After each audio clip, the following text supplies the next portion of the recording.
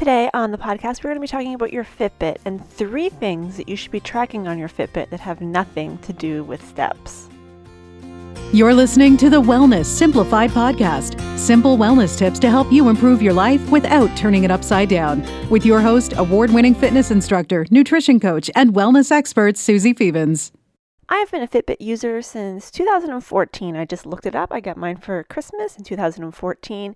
And most people get a Fitbit because they want to be encouraged to move more. And this isn't just specifically for Fitbits, but I'm speaking to that because that's what I have. And I'm not 100% sure what the features of the other tracking devices are. They're probably similar though.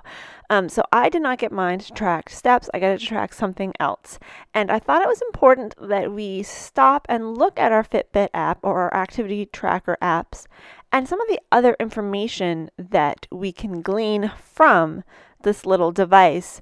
Steps are great. Steps do not necessarily translate well through Fitbit as far as activity levels go because things like cycling, yoga, strength training, swimming, they don't really translate into steps properly. Even if you do an activity converter or you track it using the activities portion of the app, it still doesn't 100% filter through correctly.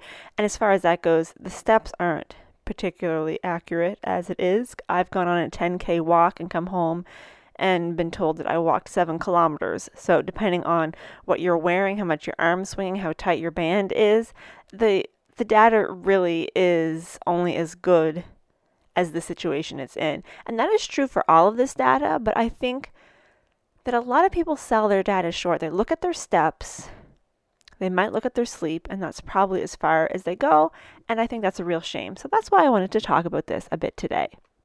I got my Fitbit. I got it primarily because I wanted to start to track my sleep.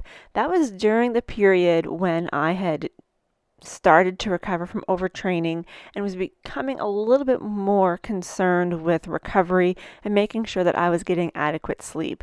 And now the sleep trackers in Fitbits are so much better than they were back in that first Fitbit that I had. They still aren't particularly accurate. I had a few nights ago that my Fitbit thought that I slept for an hour, and I definitely slept more for an hour, and the hour that it thought I was asleep was an hour that I know that I was awake. So there's still problems. That night probably it was too loose, so it wasn't gauging things. But sleep is one of the things that you really should be paying more attention to in your Fitbit app. Instead of having these step challenges all the time, I wish we'd have some sleep challenges, like let's see who can get the best quality sleep this month. That's the kind of challenge I want to see happening. So as I'm opening my app here, I'm looking at sleep. And depending on the Fitbit you have, you may just get the little blue line with the different shades of blue and maybe some little red lines that show when you wake up. If you have one of the newer ones, it does the further breakdown so that you can see your actual time spent in each stage of sleep, your 30-day average, your benchmark, what you're striving for. You also now, depending on your device, get a sleep score, and then you can have your sleep score average for each week. Now that is information that I think we should be tracking more of. It doesn't matter if you're sleeping for 9 hours, if that 9 hours is not a restful sleep. If you're only getting a sleep score of 40, it doesn't matter how long you're sleeping if your sleep is crap. So that is one thing that I think people really should pay a lot more attention to is their sleep habits, and their sleep score. Now, again, not every Fitbit has all of these options, but if you just open up your Fitbit app and you scroll down to the sleep section and you click on it, you will be able to see whether you have that or not. On the left side, it shows your sleep, and on the right side, if you have it, it will show your sleep score. So last night, my sleep score was 75. I only slept for 6 hours and 20 minutes because I got caught up in reading a book. So that's my own fault. I feel tired and terrible as a result of it. So hopefully I will go to bed earlier tonight. But as I look for my sleep score so far this week, it's around 76, which isn't terrible. It's not particularly great either. When I look at my sleep score from last week, it was 81, which is considerably better. And my sleep score looks as though it averages around 78 to 82 per week. And that's usually because on Sunday mornings I sleep in late, and that sleep score is usually pretty high. Like, I'm scrolling back through here and I had a number of sleep scores of 90 on Sundays, because that is my day to just recuperate. And I did not get that this past Sunday morning, but that is okay. I mean, these things happen.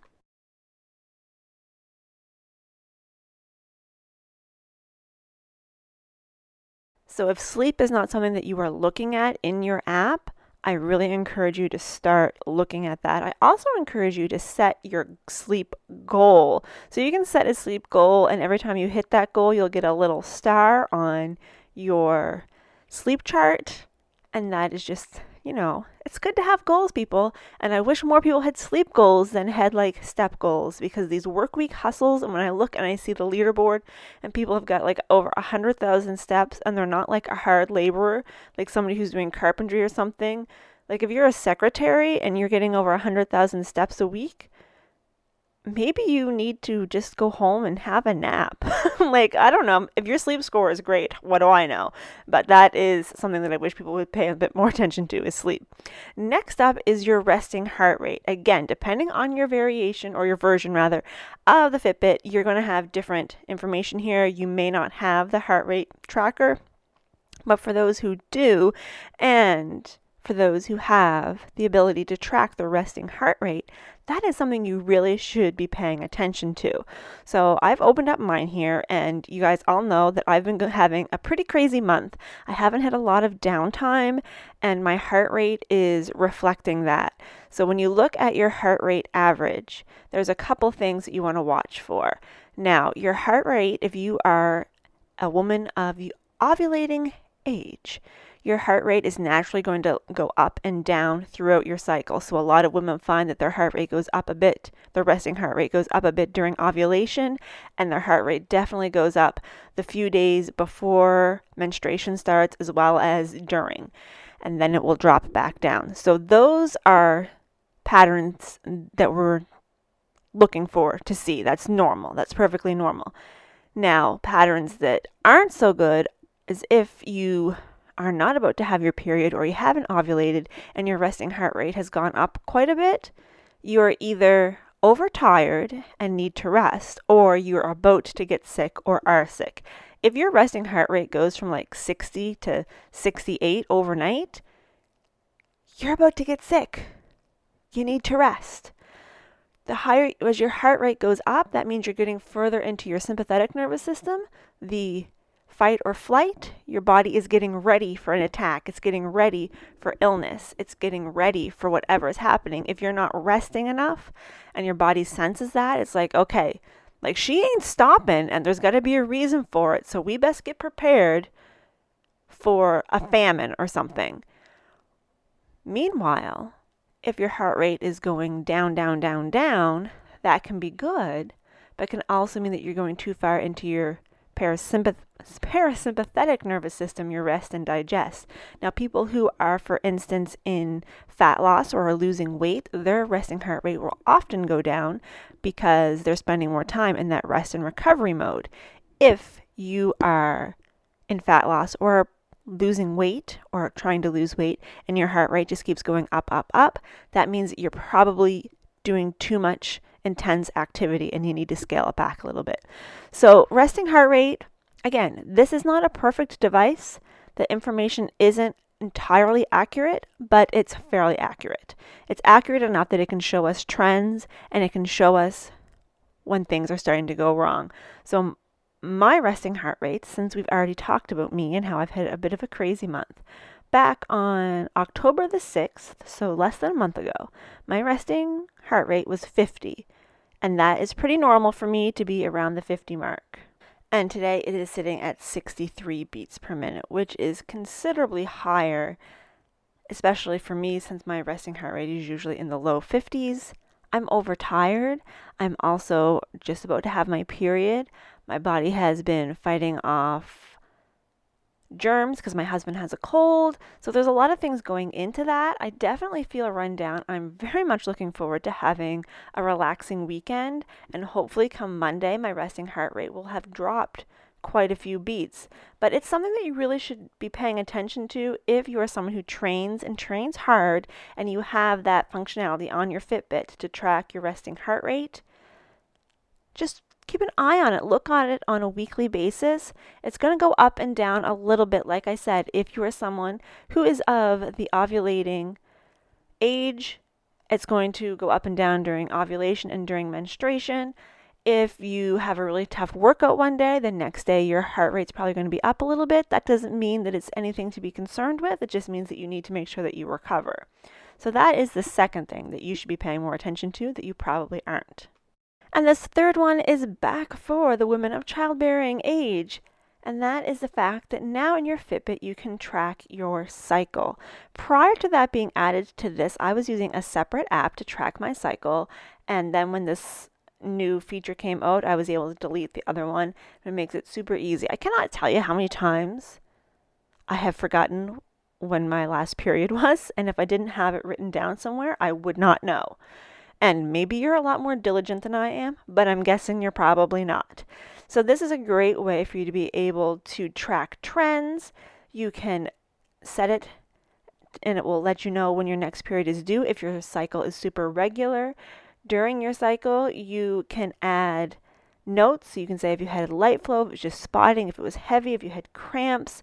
You can set how long your period lasted. It will then try and populate when your next ovulation window is, if that is something that you're interested in, and it will allow you to see what your projected next period is for the next 3 months, which, can be helpful if you're planning and you want to go on vacation in the Bahamas and you don't really feel like dealing with your period that week.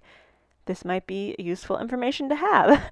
I do really like that because, I really am not that great about tracking these sorts of things otherwise. So if I have it right in the app, it's right there and it's easy to track and it's easy to see how long your cycle really is. The ideal cycle length for a female is 28 days. Some people are a little bit shorter, some people are a little bit longer, but that is the length that your body wants to be. As far as the cycle goes, it wants to be at a 28-day cycle. So if you know that some months you're 24 and other months you're 36, that means that something is probably a little bit off and you might want to look into that. It doesn't mean there's anything serious. It might just mean that you were overstressed one month and maybe you were traveling. Traveling can really mess with your cycle. There's lots of different things that can change it. But the more information you have, the better you're able to take care of yourself. And I think that is really important. And now this last one is a bonus one because I said 3 and now this is 4. So this is just an extra. We'll say that this is the one for the dudes. If the dudes couldn't use the cycle tracking, they can use this one. And that is the fact that you can track your weight in Fitbit. Now I'm not saying you need to be getting weighed all the time. You don't need to get weighed even every week unless that's something you want to do. But I think we all have a pretty big disconnect as far as how much we weigh and what we look like as time passes. We know how we feel about how we weigh and what we look like now, but if you're someone who gets weighed periodically, just open up your Fitbit app and just pop that weight in there. I have tracked my weight more consistently since I joined Eat to Perform 3.5 years ago. But prior to that, I would weigh myself once in a while, and I did enter it in my Fitbit app. And I have a chart that goes all the way back to 2014. I can see how much I weighed. And that might not seem like a big deal, and it's not if you're not super into this sort of thing, but I find it super, super helpful, and I've said super many times in this episode, because I can look at a picture and be like, oh wow, I looked really great there. I wonder how much I weighed there compared to how much I weighed now. And we all do that. Don't pretend like you don't do that. And I can open up my app and I can find out within a month or two, usually, how much I weighed during that period. And sometimes I'll realize, hey, I weigh the same now as I did then, so probably I look better than I think that I do. And it's good for a little moral support. So that's my bonus one. If you're not tracking your weight and you do get weighed occasionally, just throw that weight in there in the app. You may never look at that graph, but if in case you do, or in case you want to down the road, you'll have it. So that's the bonus tip. So just to recap super quickly, the 3 things that you should be looking at in your Fitbit app that have nothing to do with steps are: number 1, sleep. Let's have a sleep challenge. If you're in, tag me on Instagram, let me know you're in for a sleep challenge. 2, resting heart rate. Is it shooting up out of the norm? Is it going down quickly out of the norm? 3, your monthly cycle. Bonus number 4 is your weight. If you do get weighed, just pop that weight in there so you have a log of it down the road. That is it for this week's episode. I hope you found this interesting. I went a little bit longer than usual, but I think it was a little bit of an interesting topic. So I am looking forward to hear what you think about this and the 3 things that you should be looking at on your Fitbit app that have nothing to do with steps. So tag me on Instagram at Susie Confesses. Use the Wellness Simplified podcast hashtag. And let me know what you think, and I will talk to you guys next week.